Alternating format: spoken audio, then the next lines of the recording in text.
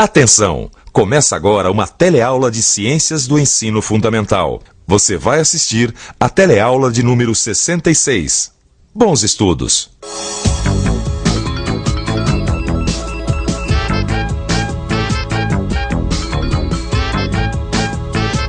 Os Estados Unidos da América invadiram Cuba ontem. Na verdade, a notícia que eu acabei de ler é de quase um século atrás. Os Estados Unidos tinham acabado de ganhar uma guerra contra a Espanha. A frota naval espanhola ficou aniquilada.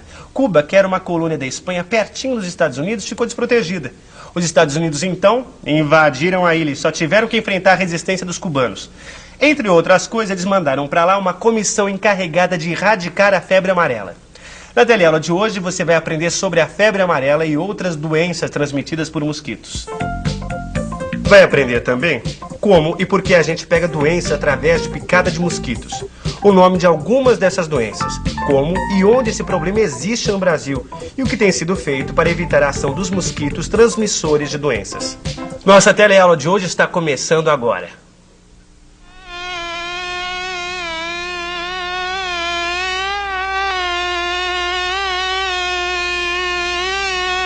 Ai, eu tenho um horror de mosquito, sabia? Pode ser pernilongo, borrachudo, aqueles com nome complicado que transmite doença, então, ai, tem uma raiva. E você tem toda a razão, viu, Maria? Porque os mosquitos são verdadeiros vetores voadores. Voadores, tudo bem, que voam. Agora, o que quer dizer vetores?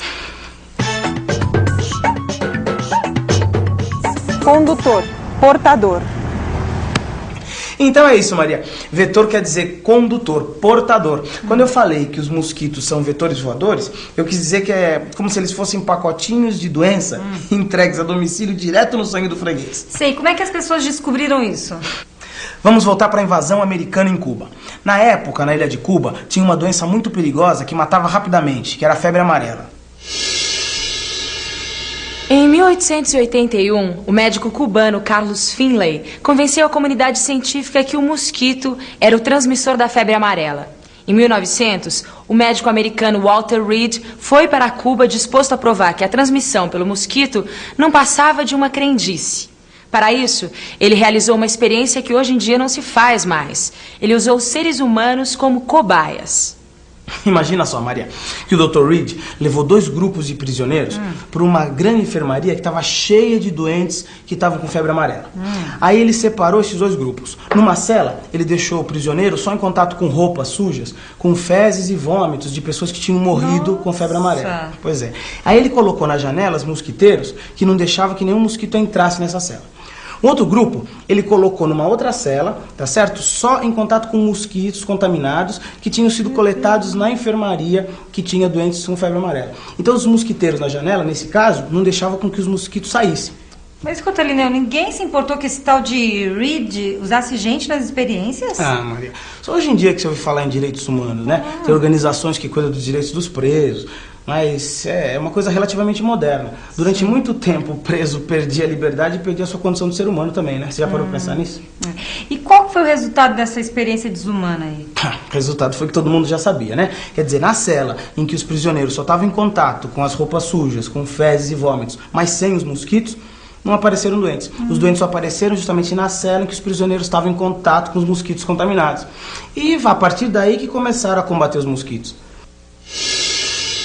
Depois de Carlos Finlay, outros cientistas conseguiram provar que várias doenças são transmitidas por mosquitos. O mosquito pica uma pessoa doente e depois pica outra pessoa. Se o agente causador da doença conseguir sobreviver vários dias dentro do organismo do mosquito, esse agente é introduzido no corpo de uma outra pessoa, que fica contaminada. É assim que se transmitem doenças como febre amarela, dengue, ferida brava ou calazar, ou como dizem os médicos, leishmaniose, e ainda elefantíase e malária. Ufa, dê só uma olhadinha aqui no número de casos de malária no Brasil. Na região amazônica, os casos de malária tiveram crescimento até o ano de 1999. De 1999 até 2002, houve uma queda significativa no número de casos. Infelizmente, desde 2002, a quantidade de casos voltou a crescer de maneira acelerada. Mas por que será que a malária na Amazônia atinge cada vez mais gente? O aumento do número de casos de malária da Amazônia tem tudo a ver com a forma como o ambiente é tratado e ocupado. Além de sofrer grandes desmatamentos, a região atrai migrantes. Os migrantes, em geral, não recebem nenhuma assistência médica. Nessa região chove muito e forte. Os mosquitos se procriam livremente nas poças de água formadas pelas chuvas. Lá não existem inimigos naturais como pequenos peixes. Eles colocam os ovos na água. Dos ovos saem larvas que se transformam em mosquitos adultos. As fêmeas desses mosquitos precisam se alimentar de sangue de mamíferos. Ô, Lineu, pelo que a gente viu até agora, a malária é um problema de saúde pública da Amazônia, né? E no resto do Brasil, como é que é? Bom, Maria, a malária é um problema que acontece em maior quantidade na Amazônia, mas ela também ocorre em outras partes do Brasil em forma endêmica. E o que vem a ser de forma endêmica? Endemia, substantivo feminino. Doença que existe constantemente em determinado lugar e ataca número maior ou menor de pessoas. Endêmico. Adjetivo. 1. Pertencente ou relativo à endemia. 2. Peculiar a determinada população ou região. Veja as regiões do Brasil onde a malária ataca de forma endêmica. No centro-oeste do Brasil e em partes da Amazônia, há incidência de uma forma mais branda de malária. Já na parte central do Brasil e em outros lugares da Amazônia, ocorre a forma mais grave da malária, que pode levar à morte. A incidência de malária no mundo é muito mais alta nas regiões úmidas da África. No ano de 2006, uma criança morreu de malária a cada 30 segundos no continente africano. Mas hoje em dia, Maria, não é só o mosquito que transmite a malária que preocupa as autoridades, né? Tem também o Aedes aegypti e o Aedes albopictus, que também dão muita dor de cabeça. Mas desses dois aí eu já ouvi falar, eles transmitem a dengue, não é? Eu vi na televisão. É isso. A presença do Aedes aegypti no Brasil foi detectada em 1967. Mais tarde, em 1986, apareceu o Aedes albopictus, junto com uma epidemia de dengue no país. Entre 1986 e 1987, o Rio de Janeiro registrou 93 mil casos. O Ceará registrou 25 mil. E Alagoas, 12 mil casos. Em pouco mais de 10 anos, em 2002, o país alcançou o alarmante número de 794 mil novos casos de dengue. Olha, o problema do mosquito transmissor da dengue é que ele vive muito associado ao ser humano. Então depende da gente combater o mosquito em casa mesmo. Olha, por exemplo, quando eu cheguei, você estava secando aquele pratinho que fica embaixo do vaso de planta, certo? Você estava combatendo um dos focos do mosquito, certo? Certo. Eu faço isso desde que eu vi na televisão, aqueles comerciais que ensinam a gente a combater as doenças transmitidas por mosquitos, sabe?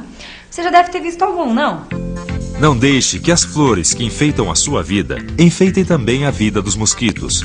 Nada de água parada nos vasos. Ei, esperem aí. Pneu cheio é bom para carro. Para criança brincar, esvazie todos os pneus e guarde em lugar coberto, longe da chuva. Lineu, a gente está falando de mosquito. Obrigado. E me veio uma dúvida terrível. Eles podem transmitir qualquer doença? Por exemplo, se um mosquito pica uma pessoa com AIDS, tá? Esse vírus fica vivo dentro dele? E se ele pica outra pessoa, essa pessoa fica contaminada? Não, Maria. Olha, é bom prestar atenção que essa informação é muito importante. Um mosquito só vai transmitir alguma doença se o agente causador dessa doença conseguir sobreviver dentro do organismo do mosquito. Então, no caso do vírus da AIDS, isso não acontece. Então, não existe o menor risco de uma pessoa pegar AIDS através de uma picada de mosquito. É melhor prevenir do que remediar.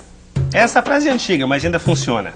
Para se precaver contra doenças, quanto mais informação a gente tiver, melhor. No caso dos mosquitos, é bom saber que existem muitas espécies e que algumas delas só transmitem um único tipo de doença. Em todas, a prevenção é eliminar os criatórios onde os mosquitos se reproduzem. É por isso que eu cuido muito bem dos meus vasinhos. Ninguém vai poder dizer que eu crio mosquitos. Muito bem, Maria.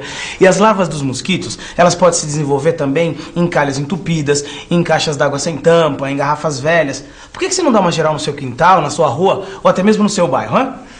E aproveite para falar no seu trabalho, na igreja, na telesala, no clube. Esses cuidados com a água parada dão pouco trabalho, mas têm um efeito arrasador na população de mosquitos, que são pequenos, mas fazem um bocado de estrago, como você vai ver na revisão. E atenção, se liga aí que é a hora da revisão. Na teleaula de hoje, você viu que os mosquitos que se alimentam de sangue podem transmitir doenças ao ser humano. Febre amarela, dengue, ferida brava, elefantíase e calazar ou leishmaniose são doenças transmitidas por mosquitos. O número de casos de malária continua preocupante na Amazônia. A dengue é transmitida por um mosquito que se reproduz dentro da casa das pessoas. Na teleaula de hoje, a gente viu como evitar que os mosquitos apareçam na nossa casa. Na próxima, você vai aprender alguns cuidados que devem ser tomados para combater os mosquitos.